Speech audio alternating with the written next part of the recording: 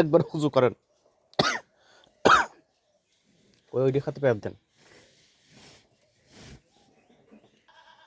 জাম কলে পড়ে তো জাতি কলে শক্তিশালী গরু তো, যার কারণে ওইটি দেখলে ই করেন, হা করান, মুখ হা করার দাঁত দেখেন। ও দাঁত ভাঙাছে, ভাঙাতে ভালো করে দেখেন তো দে, উঠিয়ে গেছে একটা।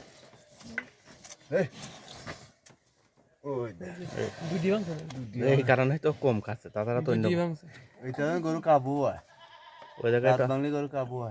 খালি কাবু হয় নাই, দাঁত ভেঙে গেলে পরও খাবো সব নাই। খাবার এই বড় খাবার দিতে, ছোট খাবার দিলে খাতে পারে না, পানি খাবার খাতে পারে না, চাল গুঁড়ো দিলে খাবে।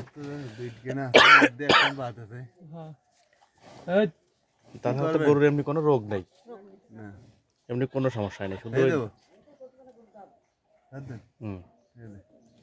দাঁত ভেঙে গেছে তো পানি টান দিলেই ওই লাগে, ব্যথা লাগে, এজন্য পানি খাতে পারে না। আর দাঁত ভাঙলে পরে তো খাবারও খাতে পারে না, বড় বড় খাওয়াতে ছোট খাবার দিলেও খাতে পারে না তখন।